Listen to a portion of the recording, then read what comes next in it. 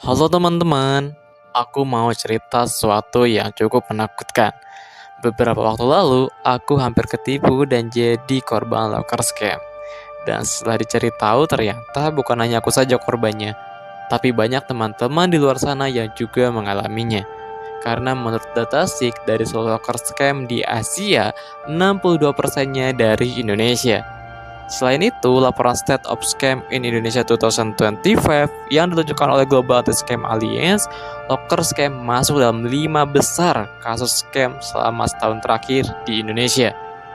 Pertanyaannya, apakah kamu pernah melihat kasus serupa atau bahkan kamu hampir menjadi korbannya? Tolong jawab di kolom komentar, teman-teman. Selamat datang di cerita hidupku dari teman lomba, series cerita yang mengupas tuntas kejadian yang terjadi dari sudut pandang pengalaman pribadiku. Oke, kembali ke cerita. Kejadiannya terjadi beberapa hari yang lalu, ketika aku melamar suatu pekerjaan yang terlihat meyakinkan di Instagram. Sebagaimana job seeker lainnya, aku apply lowongan tersebut. Kemudian, selang 5 hari, ada email yang masuk. Dalam email tersebut berisi pemberitahuan informasi mengenai kelulusan seleksi administrasi, dan aku lolos ke tahap berikutnya. Awalnya, aku cukup percaya karena emailnya sangat rapi, ada subjek yang jelas. Nah, pengirimnya juga aku cek di LinkedIn, beliau memang HRD di perusahaan tersebut. Body emailnya juga cukup meyakinkan. Kemudian, kalau diperhatikan emailnya juga bukan email biasa, tapi seperti email perusahaan atau bisnis. Akhirnya, aku buka PDF yang dilampirkan. Di sana dijelaskan secara detail mengenai kelulusanku dan ada nama peserta lainnya yang juga lulus ke tahap berikutnya.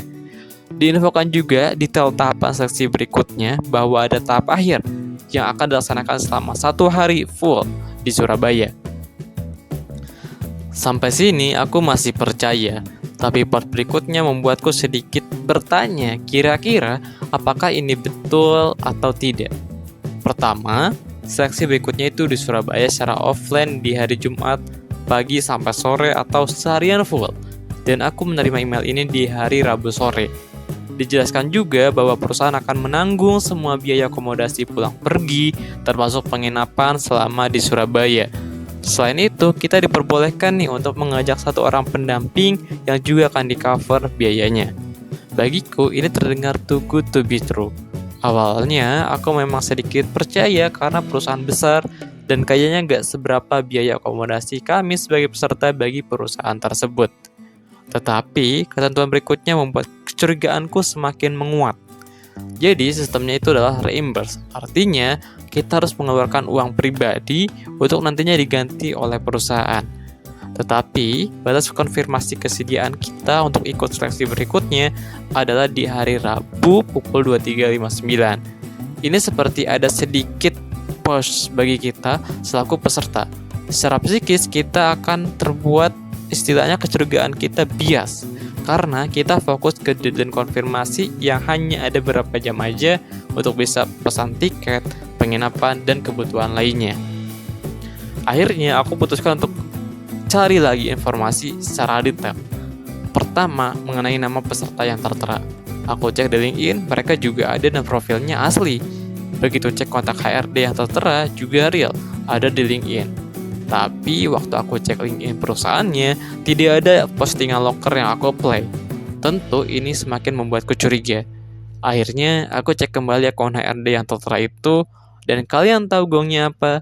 Di postingan yang beliau buat 1 minggu yang lalu, mengklarifikasi bahwa terjadi pencurian dan penggunaan identitas beliau oleh pihak yang tidak bertanggung jawab.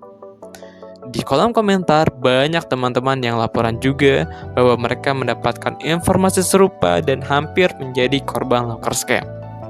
Jujur, aku merasa ini sangat jahat, karena bisa saja ada orang di luar sana yang langsung percaya dan mungkin saja sudah berangkat ke Surabaya, tapi hasilnya zonk. Aku jadi bertanya, sebenarnya mengapa hal seperti ini bisa terjadi? Jawabannya, menurut peneliti bidang ketenagakerjaan sekaligus dosen Fakultas Ilmu Sosial dan Ilmu Politik Universitas Tidar, Bapak Arief Novianto, beliau menilai bahwa hal ini dikarenakan oleh besarnya populasi pencari kerja yang berada dalam kondisi rentan. Menurut data Badan Pusat Statistik, jumlah pencari kerja per tahun 2024 sekitar 909.000 orang, sementara hanya ada 630.000 lowongan kerja. Tahun sebelumnya bahkan lebih parah, pada 2023 terdapat 1,9 juta orang yang mencari kerja, sementara hanya tersedia 216.000 lowongan pekerjaan. Situasi tersebut membuat pasar tenaga kerja di Indonesia menjadi kesempatan bagi oknum tidak bertanggung jawab untuk melakukan eksploitasi terhadap pencari kerja.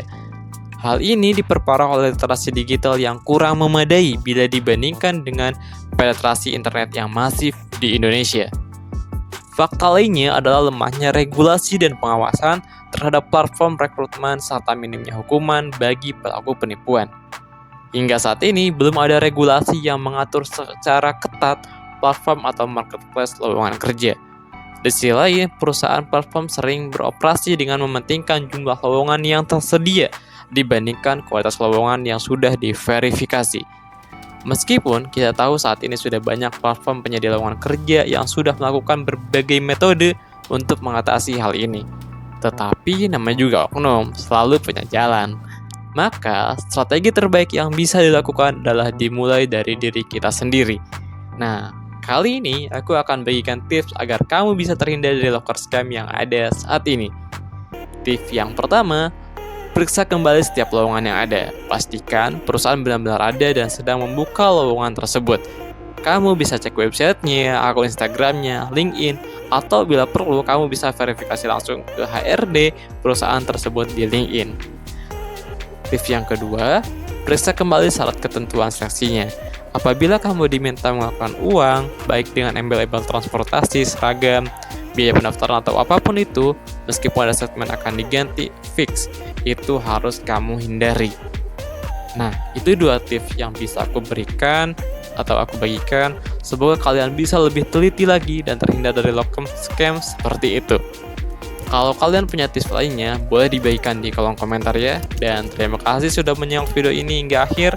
Jangan lupa like jika suka videonya, share jika video ini bermanfaat, dan subscribe jika ingin melihat video lainnya dari channel ini.